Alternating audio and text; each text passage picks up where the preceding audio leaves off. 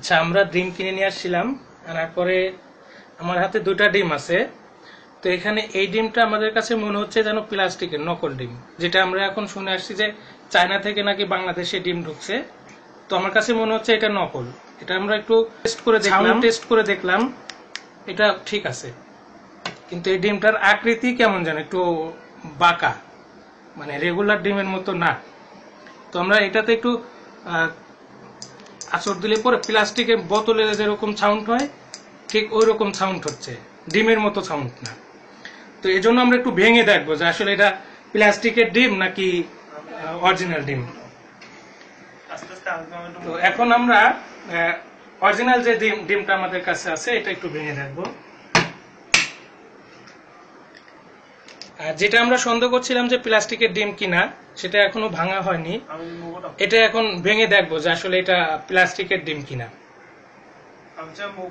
কালারটা দুই রকম। হ্যাঁ,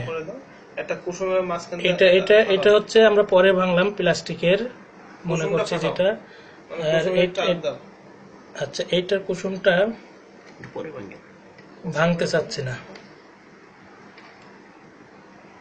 কুসুমটা ভাঙতে চাচ্ছে না, ভেঙে গেছে অনেক কষ্টে ভাঙছে এটা। আচ্ছা, ভাঙার পরে যেটা দেখা যাচ্ছে যে এইটুকু মিলতেছে না, এবং এইটুকু ধরলে পরে উঠে আসতেছে। এইটুকু আলাদা কোনো একটা পদার্থ যেটা রেগুলার ডিমের সাথে মিলতেছে না, কোনোভাবে মিলতেছে না।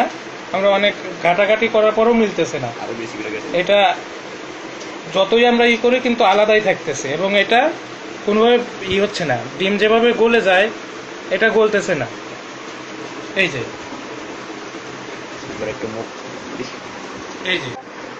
আচ্ছা, এইখানে আমরা খুঁজে খুঁজে যেটা পাইলাম যে এখানে প্লাস্টিকের মতো কিছু পদার্থ আছে, এই যে সাদা, এটা ভাঙতেছে না, কোনোভাবে ভাঙতেছে না।